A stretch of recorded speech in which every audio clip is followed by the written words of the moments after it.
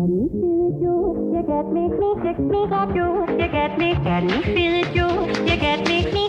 I'm Corey Nathan, and this is Talkin' Politics and Religion Without Killing Each Other. Your home for engaging conversations about the topics that matter most in our culture. If you love nuance, if you want to better understand different points of view, if you're tired of the screamers taking all the oxygen out of the room, if you'll enjoy edifying, provocative, and fun conversations among high-profile public figures and regular folks like me, you love talking politics and religion without killing each other. Thanks for spending some time with us. Enjoy today's show.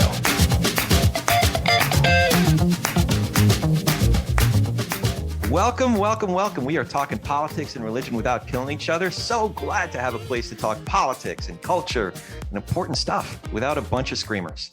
And that way, are you screaming? Are you breaking the rules already, Jess? That's what I'm here for. How you doing? Is everything like you've been in the thick of it? And like you have friends in Afghanistan, and how you doing? There's some hope on the horizon, so keep the prayers coming. Good. But it's brutal. It's wonderful to see what Americans can do when they are faced with a crisis. I will say that. Yeah, you haven't been sleeping much, so I appreciate your work. Time to get my hair done, which nobody can see because it's audio only. But I can see it. We appreciate it. So as you can hear, we are joined by the lady who crosses all divides, who wrote Crossing the Divide, and my partner in crime, Jessica, the reporter Stone. And today we're doing another installment of our series about engaged citizen and the folks of our town. We're joined by Beth Braunstein. Beth is currently a director on the SCV Water Board, which provides responsible water stewardship to ensure the Santa Clarita Valley has reliable supplies of high quality water at a reasonable cost. Now, I need to say that Beth is here speaking on her own behalf, not on behalf of the board of directors or the agency. But, you know, we wanted to have the conversation because being that Santa Clarita is considered a high desert, or it's connected to a high desert area, you know, fulfilling the mission of the agency is not an easy lift. So we'll learn more about Beth's background today, but I was excited to speak with her for one, because we're just encouraged by citizens like Beth engaging in our community, and also because the issue of water and water shortages have been a concern for many over the past few years. So Beth, thank you for joining us. How are you? Thank you so much for having me. It's a pleasure being here, and I'm doing great. How are you doing? Oh, you know, doing good. You know, every day is an adventure. This last year or so has been challenging for us all, you know, but getting through it, muddling our way through. So glad to be here with you. So I wanted to start with a little bit about your background. You were born in Florida, but grew up in Israel, where you met your high school sweetheart, who is your husband to this day, and also happens to be, I should say, a great guy. I've known him for many years. When did you guys move back to the States? We actually moved back to the States right on November of 2001. So right after September 11th. Great timing. We moved to New York. Yes. Okay. Oh, wow. Even better timing. It was great timing. Yes, I know. Was that something that you had planned, or was what happened on 9/11 part of the impetus, or what were the circumstances there? Just like most things in life, that our path just took us that way. And, you know, we were thinking about it. My husband was here looking at some, you know, working here a little bit, wondering if we should make the move or not. And then right before everything happened, we made the decision. He stayed longer, and then I joined him with our two kids at the time. Right. And then you moved out to LA, but you were initially living like in LA or San Fernando Valley. You didn't move immediately out to Santa Clarita, right? Right. We first moved out to Pico Robertson area. Okay. And then we moved to North Hollywood, Valley Village area. And then we came out here. Wait, so what prompted the move to Santa Clarita? You know, Santa Clarita is beautiful. It really is, isn't it? I haven't been invited yet, Beth, so maybe I can get myself an invite from Corey to come visit this beautiful mythic place called Santa Clarita. I don't know.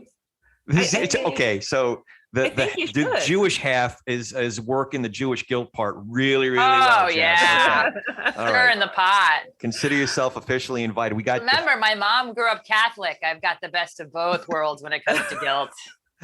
exactly. Jews invented it. Catholics perfected it. Amen. Yeah. All right. So what prompted the move up to it? So it's beautiful and. Well, I drove past here a few times. I homeschool my kids and we had testing out here. And driving out here, it really reminded me of Israel. Oh. And it reminded me of like the area where I grew up, and it was just really, really beautiful. And when we were thinking about what are we going to do next? You know, do we want to go? And my dream was always to live on a farm. Or were we going to go and live in like a condo in the middle of a city? This one. Yeah. Moving out here, having space. Yeah, I was going to ask you about that before we get to the SCV Water Agency, and so you have a hobby farm, and I was wondering. I have family in Israel. I went to Israel many years ago, and we spent some time on a kibbutz. And I have to say that kibbutz, I did connect it to here because when we first moved out here many years ago. There were still a lot of orange groves. If you ever drive down the 126, it does remind me a little bit of that. So you with the hobby farm, is there a connection? Kibbutzim in Israel, hobby farm? Well, no, unfortunately in Israel, I never got my hands on that farm life or kibbutz kind of thing. Yeah. But I've always wanted to be surrounded by animals. I do my best. I have but not Florida animals like alligators. Well, I was born in Gainesville, Florida. So I'm just thinking you were looking for a change of scenery. You wanted domesticated animals. Where did you get this picture in your mind of like the idyllic? I mean, is this Peaceable Kingdom stuff? Or? I mean, I would be happy with gators too, to be perfectly honest. Whoa. There's a breaking news story right there. Don't let them into the water board. Yeah, I mean, this was really the place that we could have the space, get back a little bit back to nature. And again, anything that I can do to help my kids understand the world better is something that I enjoy doing. Yeah. So that's where this came from. And my kids were really excited about having chickens. Oh. We now have 35 chickens. That's quite a few. I would imagine you have a lot of eggs as well. We do have quite a lot of eggs. We've learned so much. I always laugh that when it comes to science, I'm like, my kids live it every day, you know, like they get to experience that. But now we also have sheep and goats and a donkey named Potter. Potter the donkey. I love it. So what prompted you to get involved in local politics and run for the board of directors for the SCV Water Agency? I think that it was a multiple things. To begin with, we were living through what looked to be a very toxic election cycle.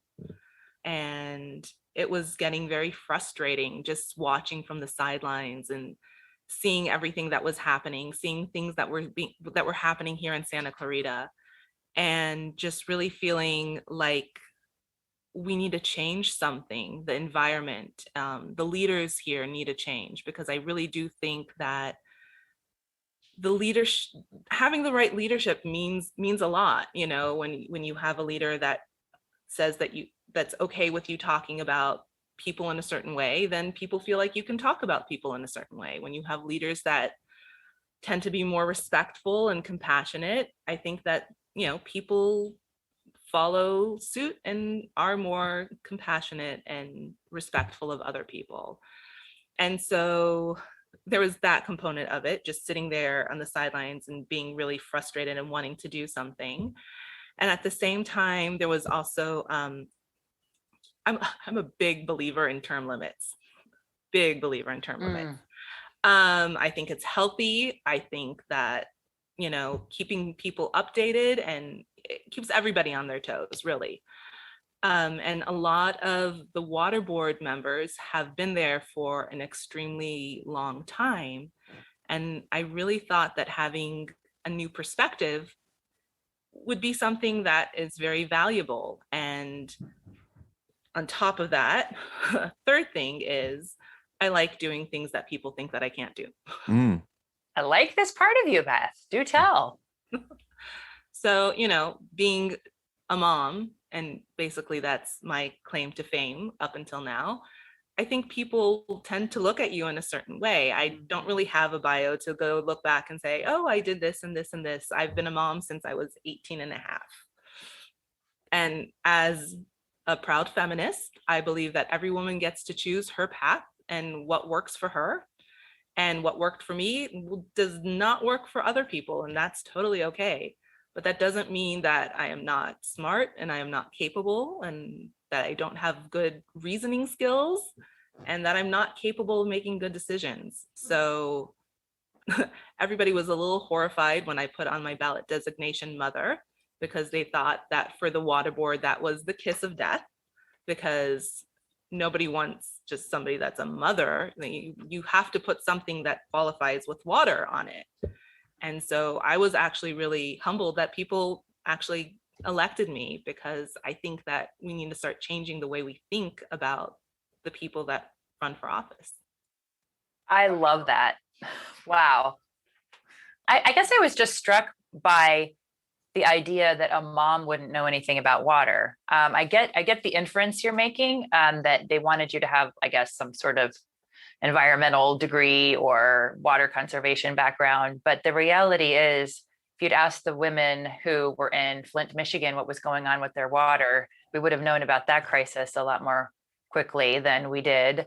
And maybe we did know it and we still didn't do anything about it. But in your case, you would have seen a lot about the use of water and the nature of water and what it was good and not good for. You had 3 priorities that grew out of that for your election: protect our groundwater and its sources, ensure safe, clean, affordable water, and promote widespread education programs regarding our water with a focus on our youth. So can you give us a little class on what the difference between groundwater and other kinds of water is? Can you give us a little bit more about where Santa Clarita stands with respect to its water supply, and maybe an overview of other types of water in other types of regions? Sure, I'll do my best. Santa Clarita actually has a really good water portfolio.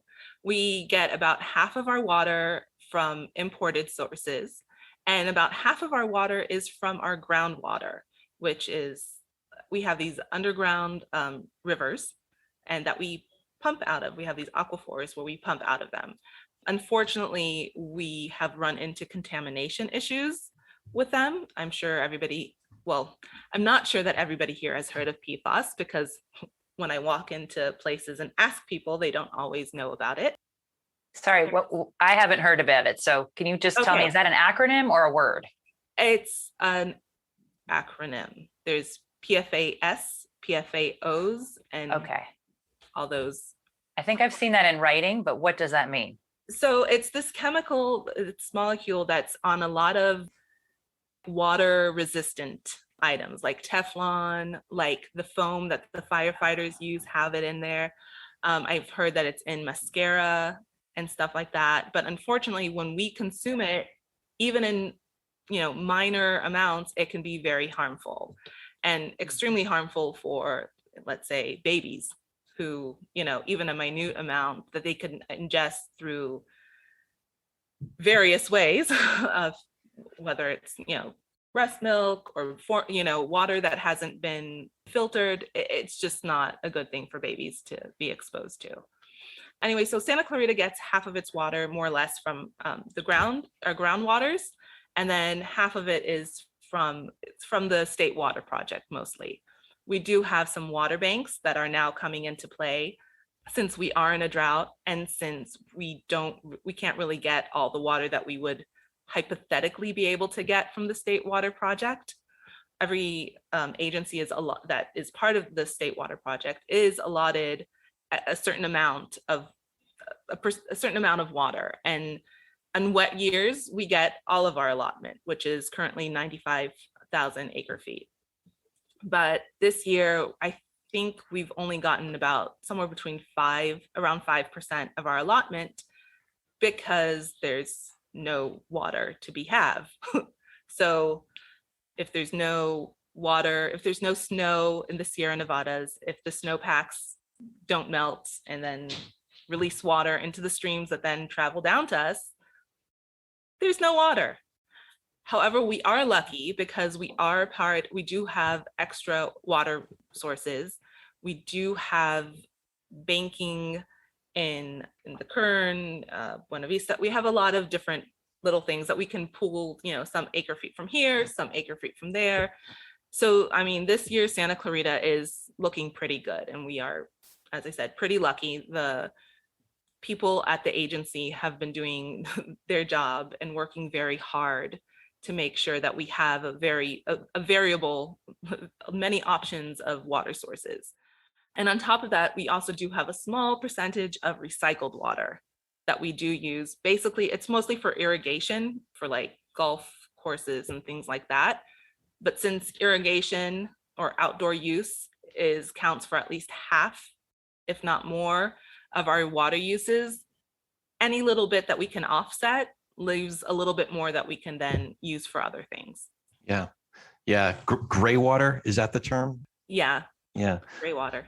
I was listening to another conversation about development in Arizona, and Arizona is in much better shape in terms of its water supply, because any development that happens there, the developers have to show how they're planning for literally 100 years worth of water supply for that particular development. Now, with what's happening in Santa Clarita, there's a lot of development in Santa Clarita. I think they're putting up 40,000 homes not too far from me down the 126.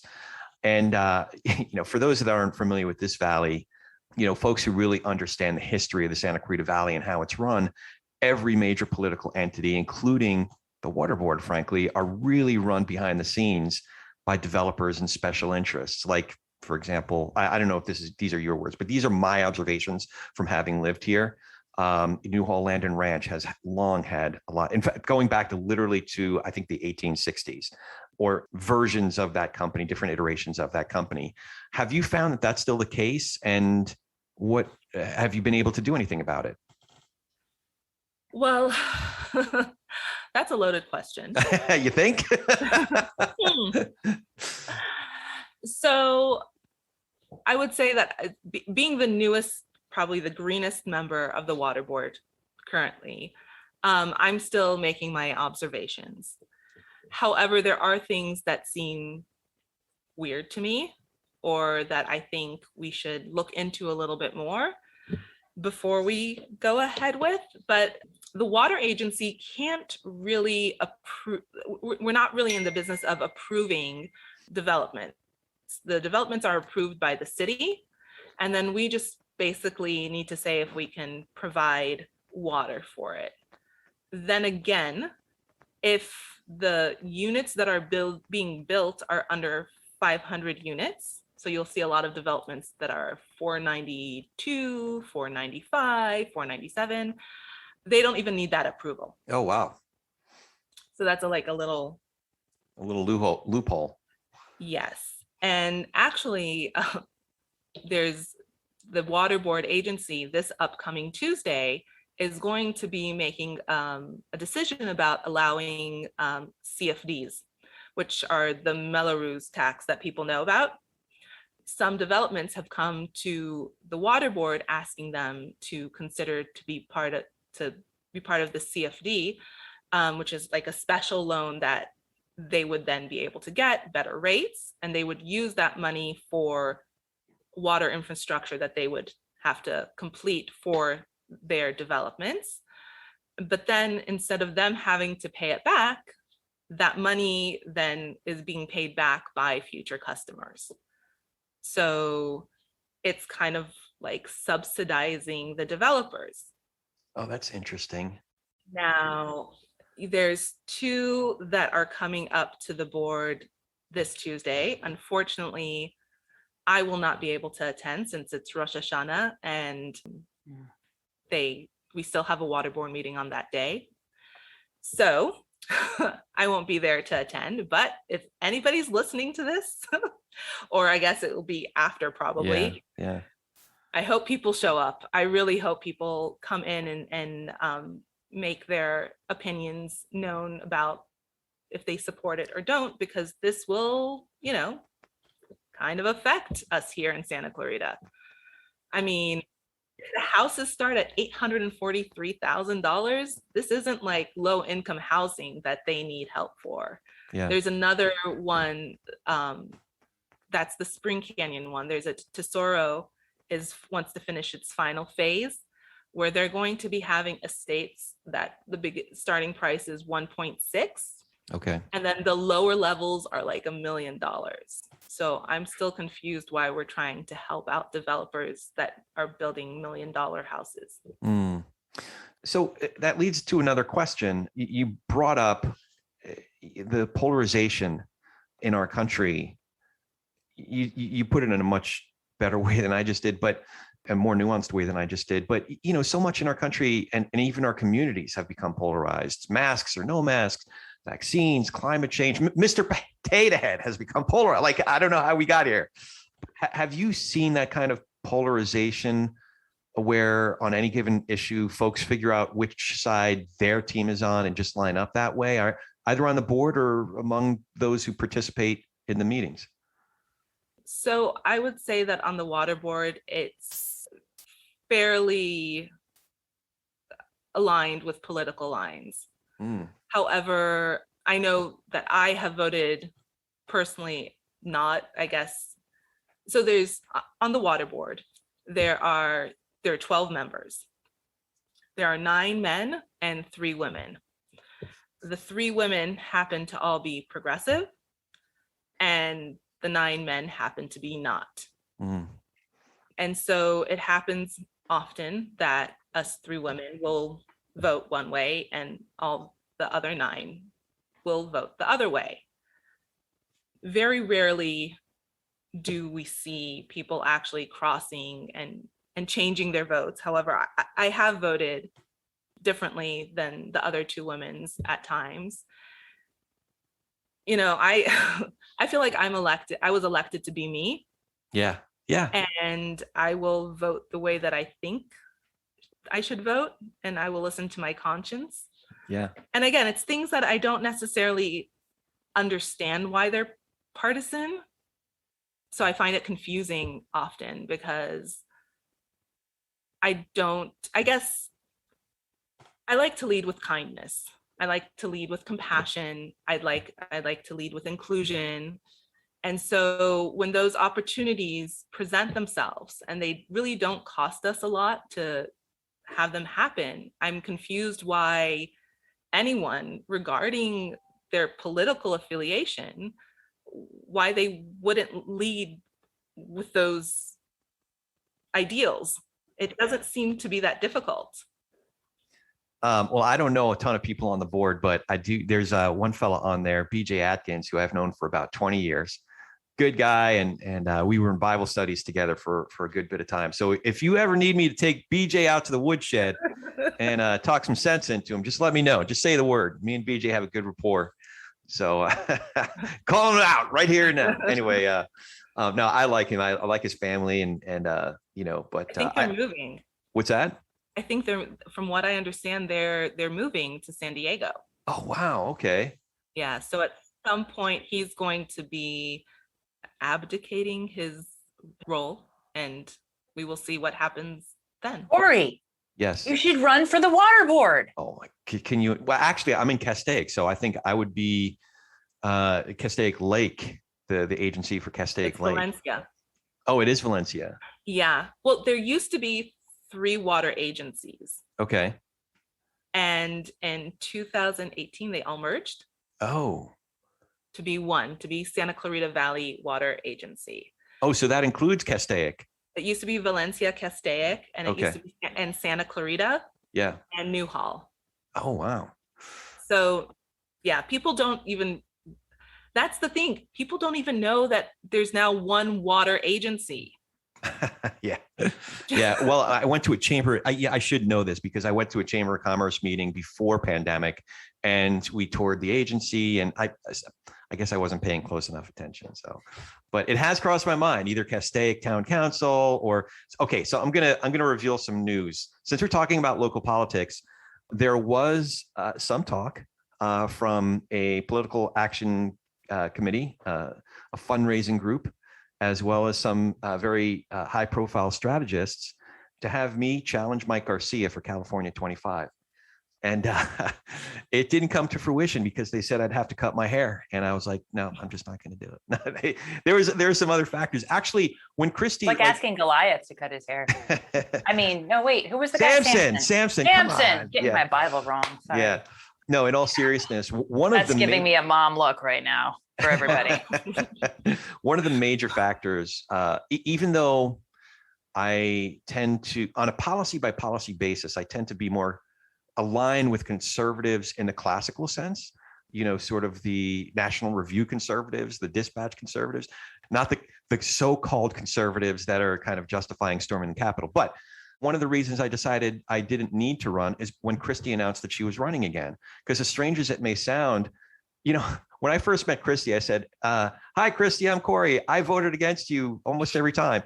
And you know what she said, to her credit? She said, that's okay. I'm sure there's a lot of points of disagreement, but why don't you because I told her some of the things, to your point, Jessica, is that as a small business person, some of what she was supporting went against my best interest as a small business person. So instead of trying to debate me, her response was, I have a small business committee. This is when she was working in the state assembly. I have a small business committee. Why don't you be part of my committee? I want to hear your ideas and I want to work your ideas into legislation that I'm supporting. I was like, that's great. We're not going to agree on everything, but as long as I can be in the conversation. So she's an amazing woman. I'm a big fan. So if she runs, she is running against Mike Garcia. Hell yeah, I'm going to vote for her, even though I'm a conservative. So I noted, we're going to get a little bit into the weeds here, Beth. I noted that recently a vote was taken about whether to resume in-person meetings or adopt some like a hybrid. Yes. What were some of the main arguments being made for the different options being explored? Well, I think all of us realized that really we were not going to have a full production remote option, because that was just a lot of money. And so I think pretty fast we all realized that we're talking about a modified hybrid Zoom kind of option. And I think that some of us, well, me and the ladies, Lynn Planback and Kathy Armitage and I all were very much in the favor of transparency and inclusion. And it's proven that the more that the public has an option to be a part of the government, it's better for everybody. There's more discussion, there's more ideas that get floated back and forth. I love hearing from the public. Also, just shout out, if anybody ever wants to come to either a committee meeting or a board meeting, please come, please comment, tell us how we're screwing up. I love it. Really, like, I can't tell you how much I love hearing how bad we're doing. It's important. No, because it's important. Nobody ever comes and says, oh, good job, So is that what you say to your kids too? Like, oh yeah, 100%. Oh, wow. Okay. I always tell my kids, how can I do better? Yes. That is awesome. It's my job. I'm their mom. I chose to bring them here, and then I chose to homeschool them. So definitely, if I'm doing something wrong, let me know. Wow. If something's not working for you, if I said something that hurt your feelings or without knowing, or if I have some unrealistic expectation, let me know. Let's discuss it. Why not? Huh. Interesting. So, okay. So he's not an autocrat. Let's get off track here a little bit, because I want to explore this. You guys have 4 kids, right? 5. 5 kids? Holy smokes. Yeah. Did you figure out what was causing it at a certain point? Or like, that's awesome. Like, yeah, Lisa, that's what Lisa said after our 3rd kid. She's like, I figured out what's causing this, and we're going to put a stop to that. So, so Jessica has younger kids, younger daughters. Is there like a certain age where that comes into play? Like, One of Savannah's first words was actually, because she was telling us, actually, this is how it's really supposed to go, like, and we I were just love like, okay, so this is, no, this is not going to go this way, but she got to a certain age where we had to deal with her. Actually, we had to deal with it. But was there a certain age for you, or? I mean, I always joke and I say that our home is a self-contained anarchy. And I mean it in the most loving way possible. I try to treat my kids with the same respect that I would like to be treated with, the same way that any of us would really like to be treated with. And just because you're small and you have had less time on this earth doesn't mean that you are not entitled to yourself and to your opinions and to your thoughts.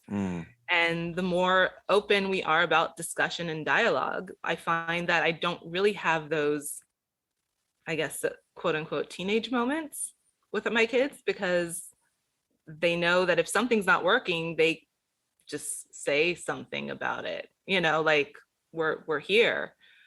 So yeah, I mean, there isn't an age. I love that. I remember when my oldest told me that she hated me when she was 5. Oh. And I was so happy. It was horrible. This is not the way that you should react. But I was like, oh my gosh, you got to that stage. That's so exciting. I just talked to a mom of older kids at a school meeting this week who basically said the same thing. Like, it's actually hard for her sometimes to get as excited as new moms about certain stages of development in their kids, even though she likes little kids. And I'm not like a kid person. So I didn't have children because I love children. I had children because I thought, oh, this would be, this is something that, gosh, we're going very metaphysical here. Why did Jessica have children anyway? I didn't ever think I would, but I would say part of the reason I did is I thought this is my one chance to kind of shape 2 people into the kinds of people I'd like to meet more of. It's not foolproof, clearly. They may be masochists, we'll see, but I hope not. So that, and I do think parenting makes you a far better person. Like, I'm pretty selfish without my kids forcing me to think about them, to be honest. That's candid. Yeah, well, it's human, right? But I did hear a mom say this week, she's like, you think potty training's hard? You think like the staying up in the middle of the night because they can't sleep is hard, or they're wetting the bed? Just wait when they become teenagers. And I'm like, care to share any horror stories? Because I would like to be as armed with those as possible. Because I have 2 girls, so we'll see. There's a lot of hormones going on in the future. I mean, I have both, and I don't find that girls are any worse than guys or anything like that. Totally equal opportunity as far as that goes. And, just take it. I mean, my thing would be, sense of humor. Don't take yourself too seriously. I mean, I think you probably don't, but. Yeah. Well, they see mommy working, and then I have to be like super counteract serious mommy with super silly mommy. So yeah. I think I started becoming a better parent when I wasn't anxious about what might happen tomorrow or next year or 5 years from now. When I was dealing, obviously you have to plan for the future, but when I was dealing more with the now and being, well, to put it in more cliche terms, being present with what was happening right now, as opposed to trying to control the outcomes so that I could control their future, that's just too much. And it all, like, in a lot of us have a proclivity towards anxiety, frankly. So I just remember, be anxious for nothing, but in all things by prayer and supplication with thanksgiving, let your requests be made known to God. So some of it, I just, put it in my prayer time, but, my anxieties, but it really did, when I was dealing with what we actually had to deal with, as opposed to what we had to deal with, plus worrying about what this might mean for the future, I was just able to be there a lot more with them. Yeah. So speaking of the future, yes, being part of the board of directors for the water agency, is it a step and a bigger trajectory for you? Can you envision running for Santa Clarita City Council or for California 25? Or I'm hoping that there are plenty other people that will take up the mantle and that will be encouraged in seeing that someone like them can run for office and win. I definitely don't think that I have all the answers and that everybody should listen to me or anything like that. As far as that, I'm probably more conservative like you, as in, you know, nobody should tell anybody what to do, really. In that, larger sense of government, should interfere less with people's lives in so many ways. And I definitely don't want to be that person in government telling people how they should be living their lives. As far as the future, who knows? I mean, I did not think a year and a half ago that I would be running for government. So,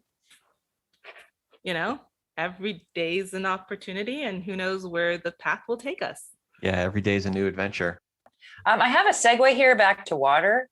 One thing that you talked about the contaminants in water, and we periodically see these local news stories about people dumping their medicine down the toilet, right? And I know that contraceptives are among those medications that people do that with. And I'm just curious how, if at all, that has entered into the conversation about the toxicity in water on the water board. Well, our water is cleaned. So it's not like we just get water, we just pump it up the ground and that's it. They it does get cleaned in the process. And it also, the water that's imported as well gets cleaned to remove all these extra stuff from the water. As far as the amount exactly of them, I think we just had a water quality report released about a month or two ago, which would state what the levels are, but I don't think it's anything of concern right now. So X parts per million kind of a thing, those types of reports? Yes. I bet you're the kind of person that actually reads those things. Well, I feel like I have to. Right? That's kind awesome. of like what I agreed to do by, being on the water board. Go figure. Yeah. You said something else about importing water. Where is the water being imported from? So most of the water is coming from the State Water Project. Where is that water coming from? Yeah, it's a big conveyance. Sure a few people have heard of the Delta Conveyance Project, because they're trying to reinforce that tunnelway of water. But most of our water is coming from the Sierra Nevada, from the mountain caps up there, that when it snows, the water then, slowly melts, goes down the streams, goes into the sometimes underground, comes all the way down to us. I like that you're using underwater rivers instead of the word aquifers. It's much more accessible for us lay folk. I got another question for you about water. I have a number of friends who live in the Great Lakes, and from time to time there is a question, and the question has arisen this year, of whether the water from the Great Lakes could be somehow diverted to the West Coast to serve, or the Southwest to alleviate the droughts there. Is that ever any part of the discussion that you see on the water board? Not at all, because we're first of all, I mean, even desalination, which could be another option of getting, water, because, everybody thinks we're in California, Santa Clarita. I mean, we are about an hour away from the ocean, but in relative terms, that seems really close. Even that is not something that is really even being discussed as a viable option. Also, removing large quantities of water from the other side of our continent doesn't necessarily always end in a good way.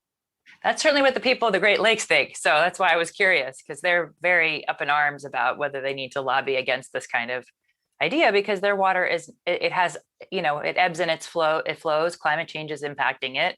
And they have low water years. They're having one right now. Yeah, and water cycles are usually way more local. So once you start removing water from its system, it's very hard for it to get it back. So really what we need to be focusing, in my opinion, is making sure that our resources that we have are protected and they can be maintained. They can be, make sure that they can recharge when they get the chance. And the other thing is really recycled water, as much as none of us really want to think about it. But there are ways to clean the water to the point where it can be potable again, which means drinkable for anybody that doesn't know. Well, that's a really interesting. Have you gotten to see how that's done? Because I would imagine that just watching that and learning about that process is pretty interesting. Yeah, I mean, we don't have anything like that right now here. Right now, the only thing that we're capable of is really get to that grayish water kind of thing, the recycled water that then, there's the signs on the on the golf course or in the medians where it says like recycled water, don't drink. It's usually purple pipes as well. So if you see a purple pipe, that's a recycled water pipe. And because it hasn't been cleaned enough to the point where we can guarantee its safety for consumption. But really at the end of the day, if it goes through irrigation and then it goes through the ground and it gets cleaned, on the way down back hopefully into our aquifers. Buzzword. It'll be a test at the end. Right?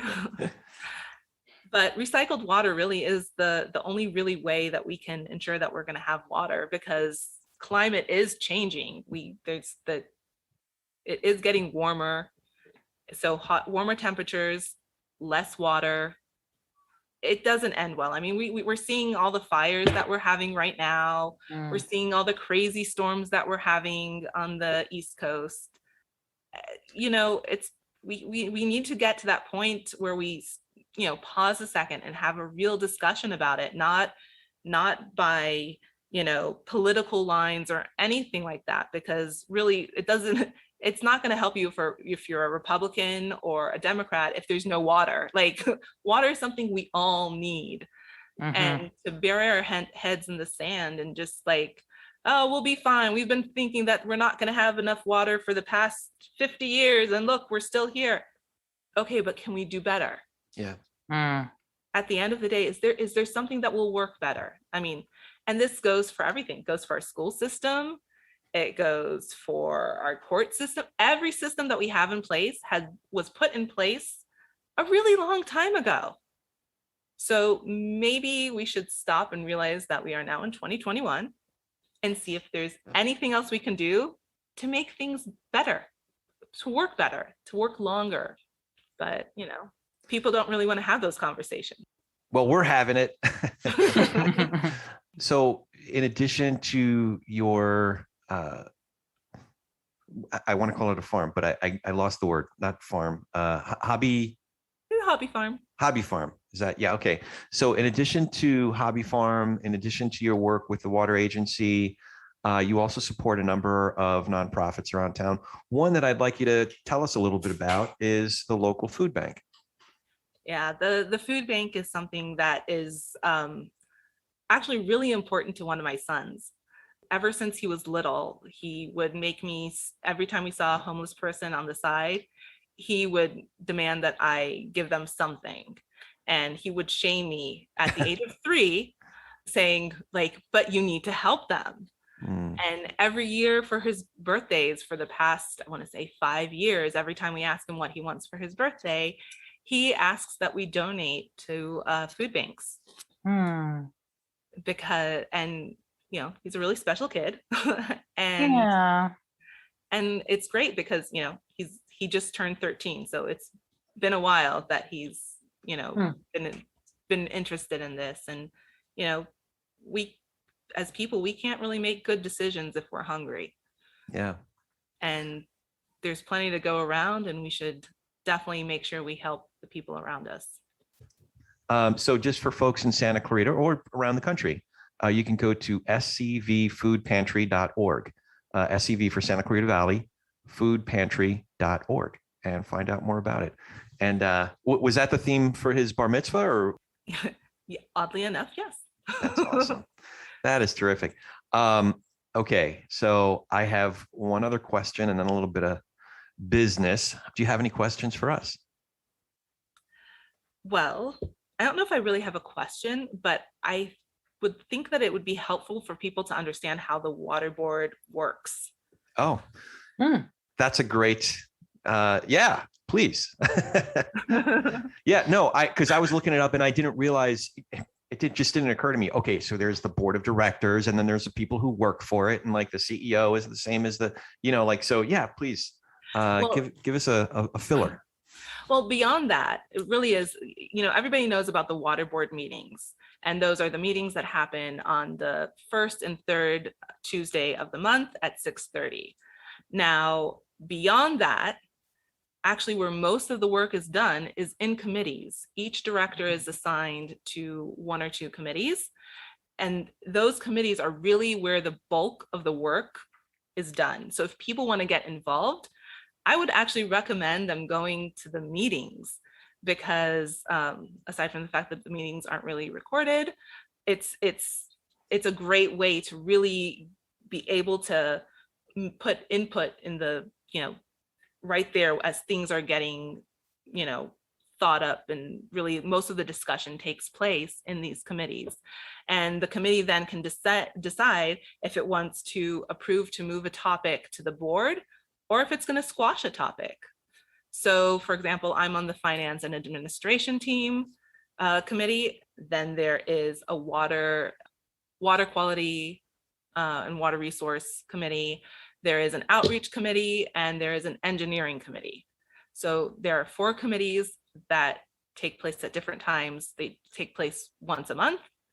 And that is really where a lot of things are being done. And then if something passes to the board, it either passes as a consent calendar, which means that we just vote on it in a bulk, or it goes for discussion.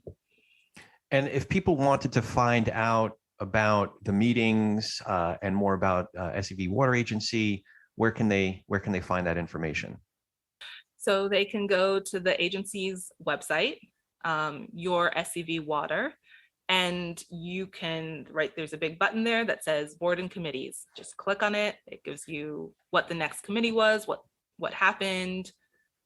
Also, well, we're still meeting on Zoom for this month. So in the packet, you have to click on the packet to find the link for the Zoom, which is my pet peeve because I think that people are joining for the first time won't know to look for the link in a packet. Oh man, I have so many. Next time I hang out with BJ, I'm just going to smack him around a little bit.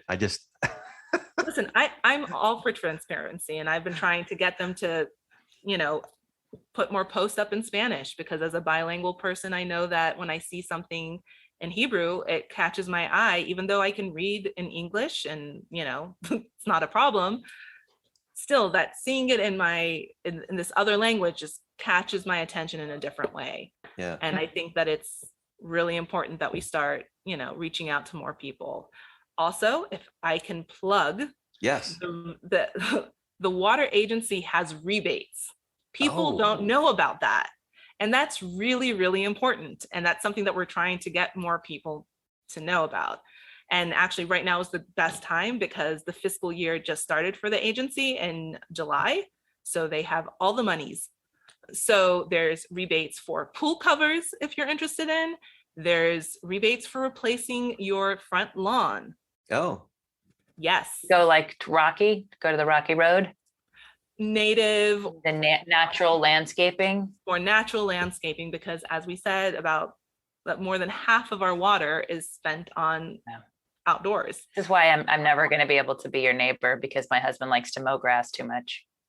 Well, my husband likes grass too, but we are winning him over slowly. I need to put a PowerPoint together on that one, Beth. Yeah. Persuasion. It's about persuasion. Let him know how much it's going to cost him too, because that was another thing that we just had to vote on, is that the rate has increased for everybody.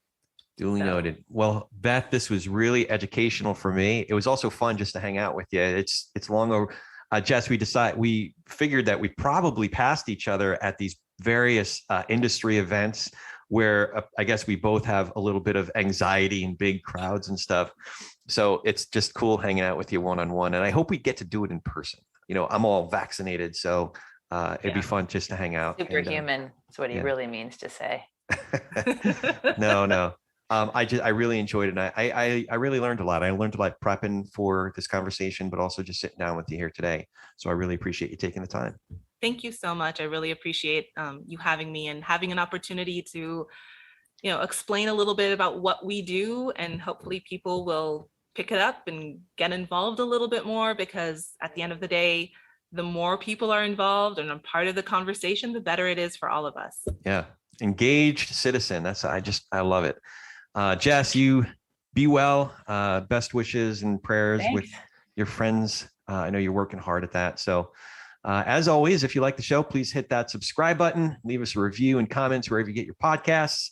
And more importantly, tell a friend about us. Now go talk some politics and religion, be an engaged citizen with gentleness and respect, and have a great week. Thank you for joining us today. If you appreciate what you've heard here, please go to iTunes or anywhere you get your podcasts, give us a 5-star rating and leave a review. That really helps move us up the chart so others can find out what we're up to here. For Ronnie Nathan, I'm Corey Nathan, and we've been talking politics and religion without killing each other. We'll be back in a few days to do our little part in Tikkun Olam.